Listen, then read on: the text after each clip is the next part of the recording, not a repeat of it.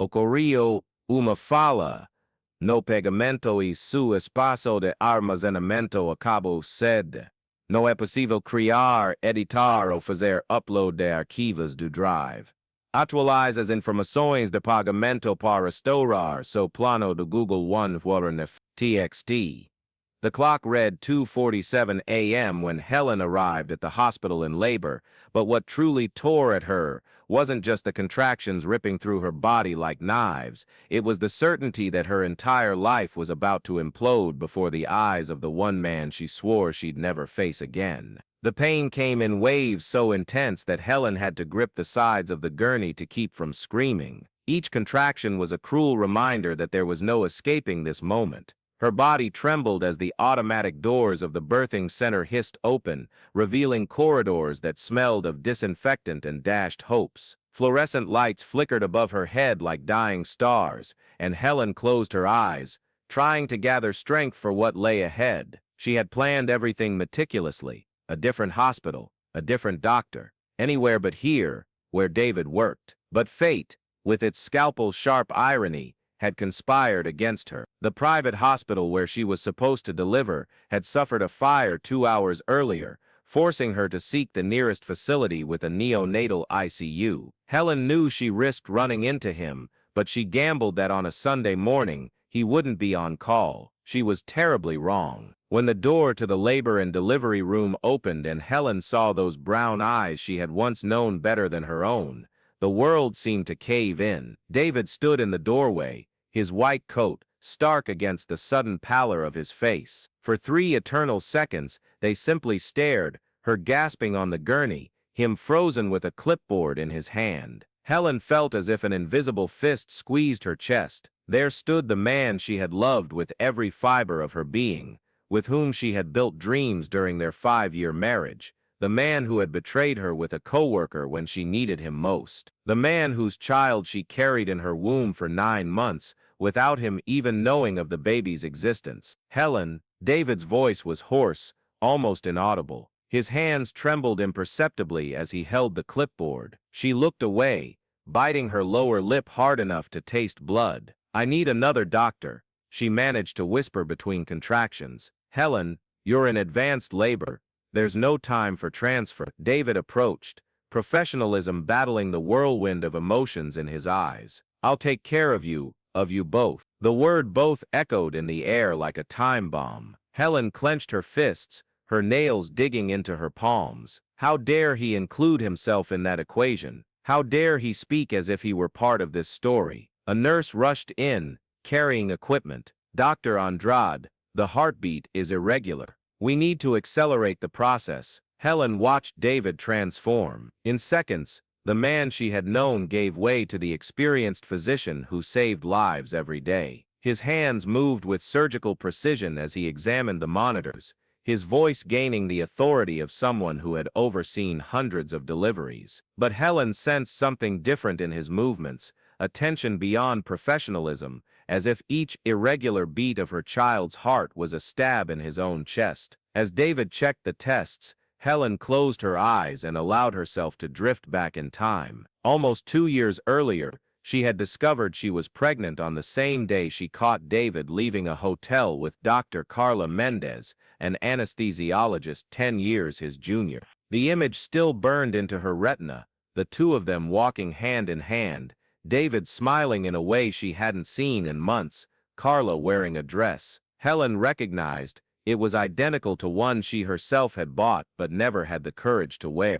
That terrible night, when David came home pretending he was coming from an emergency surgery, Helen said nothing about the pregnancy. She kept the positive test in her bedside drawer and waited. She waited 3 days, watching him lie about non-existent appointments, invent non-existent shifts, smile at his phone when he thought she wasn't looking. On the 4th day, Helen packed her bags and left only a note: "I know about Carla. Don't look for me." David tried calling hundreds of times in the following days. He sent flowers, letters, even showed up at the apartment she rented, begging for a chance to explain. But Helen was determined to create a new life for herself and the child growing in her womb. She changed cities, jobs, everything. She built a fortress around her heart and swore she would never let David hurt her again. But now, lying on that gurney, watching him care for her and her child with the same tenderness that had once made her fall in love, Helen felt the walls she had built begin to crumble. "Helen, I need to ask some questions about your prenatal care," David said, approaching with the clipboard. His voice was professional, but Helen picked up the underlying tension. "The tests you brought are incomplete, and there are some significant gaps in the medical history." Helen looked him directly in the eyes for the first time since he had entered the room. "Ask whatever questions are necessary for the delivery, nothing else." David nodded, but Helen saw his hands tremble almost imperceptibly as he wrote. "When was your last ultrasound?" 2 weeks ago." "Does the father of the child have a history of any genetic diseases?" The question hung in the air like a sentence. Helen felt her blood boil. How dare he ask about the father when he was right there in front of her? "I don't know," she lied, her voice sharp as glass. David stopped writing. Helen saw the exact moment understanding dawned on him. The 9-month pregnancy, the fact that she disappeared nearly 2 years ago, her refusal to provide information about the father. His eyes widened slightly, but before she could say anything, a nurse burst into the room. "Doctor, the baby is in severe fetal distress. We need to proceed with an emergency C-section now." Helen's world crumbled. Fetal distress. The words echoed in her mind like death knells. Her son, David's son, was in danger, and there was nothing she could do but trust the man who had destroyed her life. David didn't hesitate for a second. "Prepare the operating room. Anesthesiologist, full team, now." He turned to Helen, and in that moment she saw beyond the professional mask. She saw genuine fear in his eyes. "Helen, I'll do everything in my power. I promise." As she was wheeled into the operating room, Helen felt tears streaming down her face. They weren't just tears of fear for her son, but of a deep pain she thought she'd buried forever. There was David, promising to take care of her again, as he had so many times in the past. But this time, the stakes were infinitely higher. The operating room was bathed in a cold white light that made everything seem unreal. Helen could hear her own amplified breathing through the oxygen mask, the constant beeping of the heart monitors, the focused murmur of the medical team preparing. David was beside her, checking the final details before the procedure. "Helen," he whispered, leaning in, so only she could hear. "I need to know this baby." "He's yours," she interrupted, her voice muffled by the mask. "Miguel is your son." The name hit David like a lightning bolt. Miguel, the name they had chosen together years ago, when they still believed they would build a family. Helen saw the exact moment reality hit him full force. His eyes filled with tears he tried to hold back, but one escaped, rolling down beneath his surgical mask. "Why didn't you tell me?" His voice was choked. Helen closed her eyes. "Because you chose her." There was no time for anything else. The anesthesiologist administered the medication, and Helen felt a heavy drowsiness taking over her body. But before she lost consciousness completely, she saw David position himself for the surgery. His hands, which she knew so well, held the scalpel with fierce determination. "Take care of him," she whispered. Before everything went dark, Helen awoke gradually, as if emerging from deep water. The first sound she registered was a faint cry, the cry of her son. She tried to move, but her body was heavy with anesthesia. A nurse noticed she was awake and approached with a warm smile. "Everything went well, Helen. You have a beautiful baby boy." "Miguel," she managed to whisper. "He's fine." It was a complicated delivery, but Dr. Andrade was exceptional. I've never seen anyone work with such dedication. Helen tried to process the words. David had saved her son, their son. Through the haze of medication, fragmented images of the delivery began to return, his hands working with pinpoint precision, his voice commanding the team. The moment Miguel finally cried loud and clear. Where is he?" Helen tried to sit up. "Dr. Andrade is with him in the nursery." He hasn't left his side since the birth. Helen felt her chest tighten. David was with Miguel. After all these months of planning to raise her son alone, after all the anger and resentment, there he was, taking care of the child he didn't even know existed until a few hours ago. An hour later, David entered the room carrying a small bundle. Helen held her breath as she saw her son in his father's arms for the first time. Miguel was awake, his curious little eyes observing the world around him. David held him as if he were made of glass, his movements filled with a tenderness Helen hadn't seen in years. "He's perfect," David whispered, approaching the bed. 6 pounds and 8 ounces, 19.5 inches long. All reflexes normal, stable breathing. His voice faltered at the end. "Helen, why didn't you tell me? Why did you go through this alone?" Helen watched David hold Miguel, and something inside her finally broke. Not from pain, but like a dam finally giving way to the pressure of the water. All the anger she had cultivated, all the resentment she had fueled herself with to move forward, all of it seemed insignificant in the face of the image of David looking at his son with a love so pure it hurt. "Because when I found out I was pregnant, I also found out you were cheating," she said, her voice firmer than she expected. "And I couldn't imagine raising a family with someone I could no longer trust." David closed his eyes, gently rocking Miguel. "Carla was the biggest mistake of my life.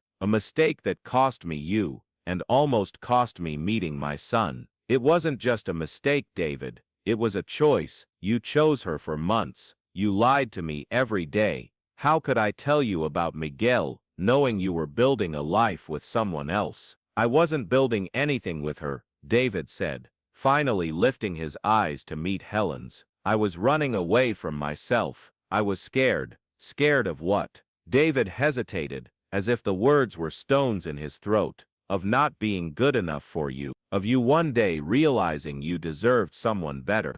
So when Carla offered me something easy, no strings attached, no vulnerability, I accepted. Because it was simpler than facing my own fears." Helen felt tears sting her eyes. For all these months, she'd imagined 1,000 reasons for David's betrayal. She'd never thought the answer could be so simple, and at the same time, so devastatingly human. Scene start. Us. Announcer voice-over. "At this point, I need to share something important with you watching this story. If you're moved by Helen and David's journey, if you're feeling every twist of their hearts as if it were your own, then you understand the power of a well-told story.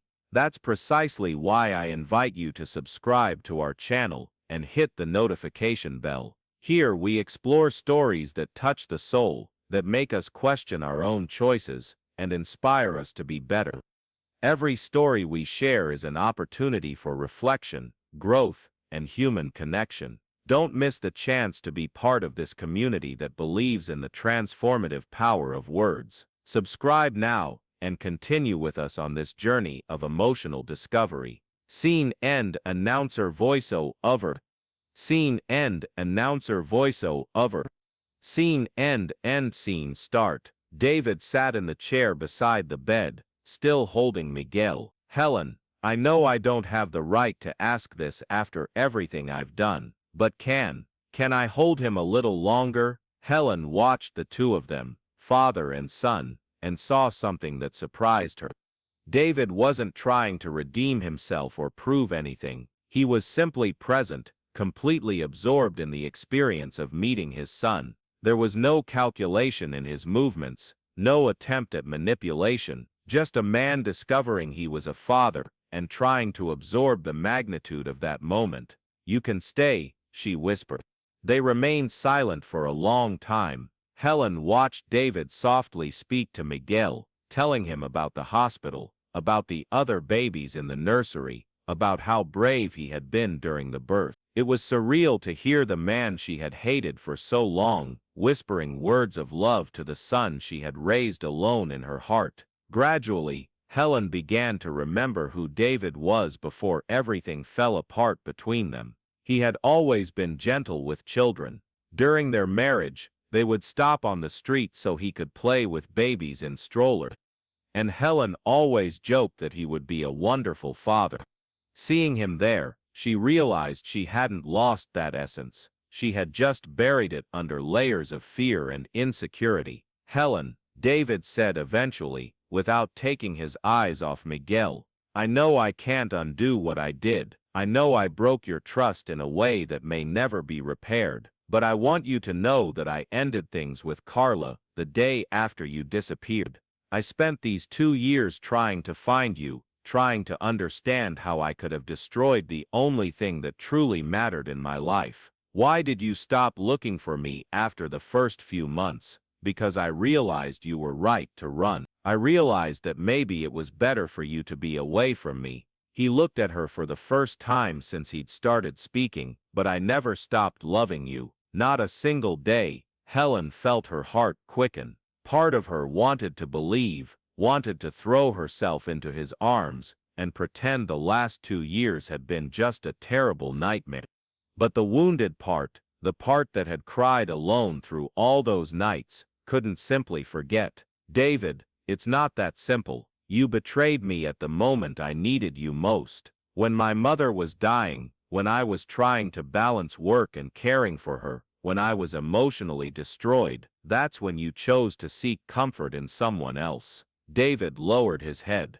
I know, and it haunts me every day. Do you have any idea what it was like to discover the pregnancy alone, to do all the tests, all the appointments, to feel him move for the first time and not have anyone to share that joy with? No, he admitted, his voice breaking. But I want to know. I want you to tell me everything, every ultrasound, every exam, every important moment I missed. I want to know every day of the pregnancy I couldn't live with you both. Helen looked at Miguel, who had fallen asleep in his father's arms. There was something profoundly right about that image, as if all the pieces of a puzzle had finally found their places. But this frightened Helen more than it comforted her.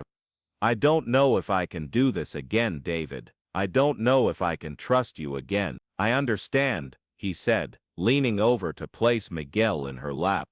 But let me try. Let me prove that I've changed. Not as your husband, if you don't want that, but as Miguel's father, as someone who wants to be a part of his life. Helen held her son in her arms and felt a completeness she hadn't experienced since his birth. There were the three of them, her David and Miguel, the family she had dreamed of, broken and patched, but somehow still recognizable. Are you sure about this? Being a father isn't something you do on weekends. It's waking up in the middle of the night, changing dirty diapers, dealing with inexplicable crying, rearranging your schedule when he's sick. David smiled, the first genuine smile she'd seen since he'd entered the room. Helen, I spend my life saving people I don't even know. Do you really think I couldn't take care of my own son? Helen couldn't help a small smile. Babies don't come with medical manuals.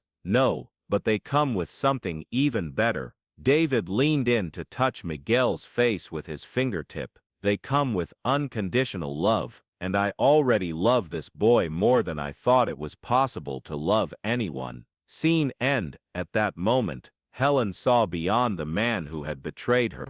She saw the David she had known in medical school, the one who stayed up late studying to save lives. She saw the man who cried watching sad movies, who brought flowers for no special reason, who made her laugh even on the hardest days. That David had always been there, buried under bad choices and unfaced fears. There's a condition, she finally said. Anything. Therapy. You need to figure out why you sabotaged our marriage. You need to understand your fears and learn to deal with them in a healthy way, because I'm not going to let Miguel grow up with an emotionally unstable father.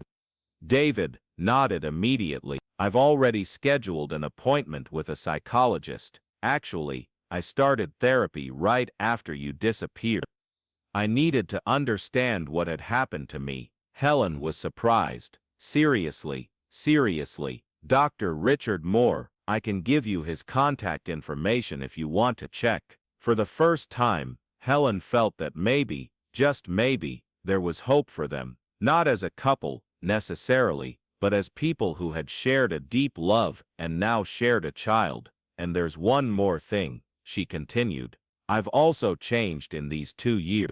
I'm not the insecure woman anymore who needed your approval to make decisions. I've learned to live alone, to support myself, to trust myself. If you want to be a part of our lives, you'll have to respect the person I've become. David looked at her with an admiration Helen hadn't seen in years. I always knew you were strong. Maybe I felt intimidated by that, and so I sought someone who made me feel superior. But now I see that your strength is one of the most beautiful things about you, and I want to learn from it, not feel threatened by it. Helen felt tears roll down her face. They weren't tears of sadness, but of a deep relief she hadn't known she was carrying. For 2 years, she had built a version of David in her mind, a villain who had betrayed her coldly. But the man in front of her was more complex, more human, more broken, and perhaps because of that,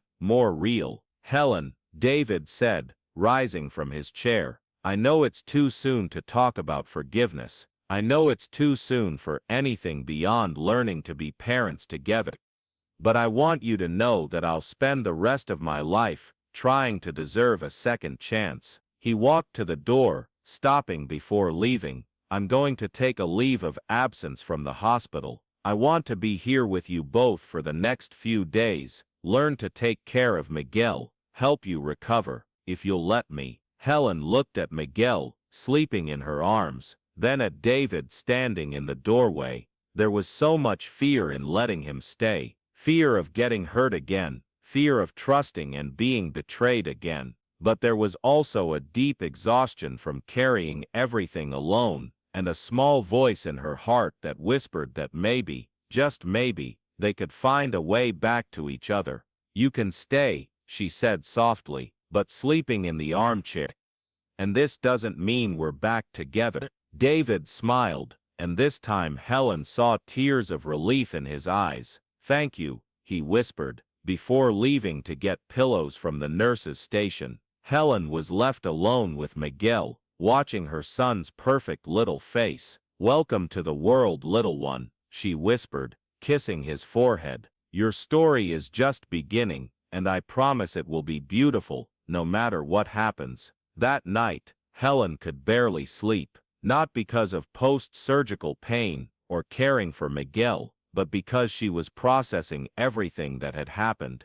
In 24 hours, her life had completely changed. She was no longer alone in the maternity ward. David was there, sleeping uncomfortably in the armchair, waking up at every murmur from Miguel. She observed him during the first midnight feedings. David automatically rose when Miguel cried, helped with positioning, spoke softly to his son while Helen nursed. There was a naturalness to his movements that surprised her, as if he had been born to be a father. The next morning, a nurse came in with breakfast and smiled at the scene. David holding Miguel while Helen ate, the three of them forming a family picture that seemed to have been painted long before any betrayal, any pain. What a beautiful family, the nurse commented. Is this your first child? Helen and David looked at each other. How to explain that yes, it was their first child, but they weren't exactly a family,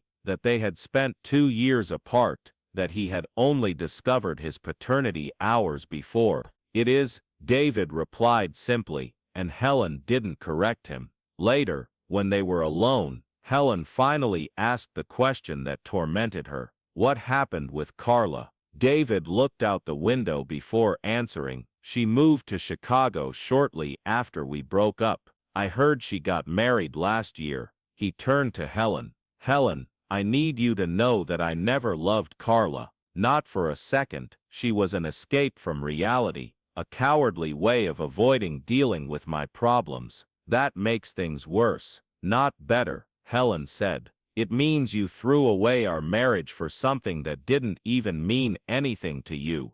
I know, and I hate myself for it every day. Helen nodded slowly. Somehow, David's brutal honesty was beginning to dismantle the anger she had harbored for so long, not because she forgave him, not yet, but because she finally understood that he wasn't the monster she had imagined. He was just a man who had made a terrible mistake in a moment of weakness. During the next 3 days at the hospital, Helen watched a gradual transformation take place, not just in herself, but primarily in David. He learned to change diapers with the determination of someone studying for a crucial exam. He memorized Miguel's schedule, the different types of cries, the exact way to hold him to stop his fussing. On the night before their discharge, Helen awoke to find David standing beside the portable crib, simply watching Miguel sleep. There was something so tender about the scene that she pretended to be asleep, so as not to interrupt the moment. "You know, Miguel," David whispered to his son, "I messed up everything with your mother. I made terrible choices that almost cost us both, but I promise I'll spend the rest of my life making up for it. I'll be the father you deserve, even if your mother never fully forgives me." Helen felt her chest tighten. There was a sincerity in David's voice that she couldn't question. It wasn't the performance of someone trying to impress, but the intimate confession of a man speaking to his son in the dark. On the day of their discharge, a practical matter arose, where Helen and Miguel would stay. The apartment she had rented was small and far from the hospital. Should an emergency arise, David suggested they stay at his house, their old house, at least until Helen fully recovered. "I can stay in the guest room," he offered. "You and Miguel can have the master bedroom. It's more spacious, has a private bathroom, and it's all baby ready." Helen hesitated. Returning to that house meant confronting memories she had buried, but it also meant having help during the first few weeks with Miguel, and she knew she would need support. "For how long?" "As long as you need, there's no rush," Helen agreed, surprised by herself. 2 weeks earlier, if someone had said she'd be considering temporarily living with David, she would have laughed at the impossibility. But here she was, doing exactly that. The house was exactly as Helen had left it 2 years prior, but there were small differences she noticed immediately. Photos of them had been carefully stored, not thrown away. She found them organized in a box in the closet. The garden was better maintained than ever, as if David had channeled his anxiety into gardening. And there was a new room. The old study had been transformed into a complete nursery, with a crib, dresser, rocking chair, and all the necessary equipment. "When did you do this?" Helen asked, standing in the doorway of the nursery. "6 months ago," David replied, looking embarrassed.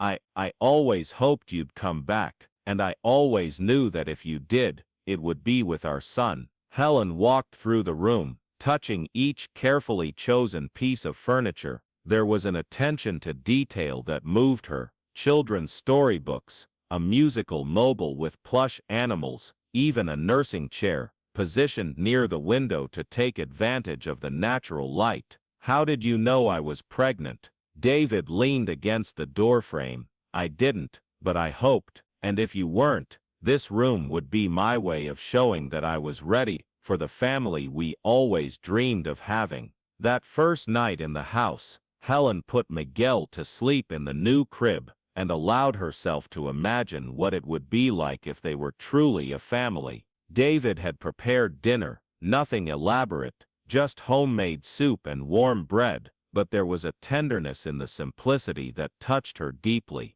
Over the following weeks, they established an unusual but functional routine. David woke early to help with Miguel before going to the hospital, returned at lunchtime to check on them, and arrived home promptly at 6 in the evening. On weekends, he dedicated himself entirely to learning about fatherhood, reading books on child development, watching YouTube videos on baby care, even enrolling in an online course on pediatric first aid. Helen watched this dedication with a mixture of admiration and caution. On one hand, she saw that David was genuinely committed to being a good father. On the other, part of her wondered if it wasn't just guilt disguised as paternal love. It was on a Tuesday afternoon, when Miguel turned 6 weeks old, that everything definitively changed. Helen was breastfeeding in the living room when she heard David arrive home early. He entered the house with an expression she couldn't decipher, part relief, part nervousness. "Helen, I need to tell you something," he said, sitting in the armchair opposite the sofa where she was. Helen's heart pounded. For the first time in weeks, the fear of a new betrayal returned with full force. "What is it?" "I quit my job at the hospital today." Helen nearly dropped Miguel. "You did what?" "I quit." "Well, actually, I negotiated a transfer to work only 3 days a week at the pediatric clinic. I want to spend more time with you both." "David, you can't make decisions like that without consulting me. We're not a couple, remember? You don't need to reorganize your entire life because of us." David leaned forward, resting his elbows on his knees. "Helen, I know we're not a couple, but we are a family. Maybe not in the traditional way, but we are. And I'm tired of saving the lives of strangers while missing the most important moments in my own son's life." Helen fell silent, processing. There was a determination in David's voice that she recognized. It was the same one he used in the operating room when making difficult decisions. "What if it doesn't work out? What if in a few months you regret this decision? Then I'll deal with the consequences." "But Helen, I already missed the first 9 months of Miguel's life. I'm not going to miss anything else." "Our second chance at a family," Helen corrected, and for the first time, the word families felt real on her lips. As they drove through the city streets, Miguel sleeping peacefully in the back seat, Helen looked out the window and saw the world with new eyes. It wasn't the happily ever after of fairy tales. It was something more real and more valuable. It was a conscious new beginning, a daily choice to build something beautiful on the ruins of what was lost. The car clock read 12:30 p.m. when they arrived at the restaurant. Helen smiled, remembering that it all began one early morning, with pain and fear. Now, bathed in midday sun, with Miguel in her arms and David at her side, she finally understood that sometimes everything has to fall apart completely before something truly solid can be built. And for the first time in years, Helen Andrade, because she decided to keep her maiden name, looked to the future with genuine hope, knowing that some love stories are too beautiful to end on the first try, and that the best new beginnings are born not from the absence of scars, but from the wisdom they bring.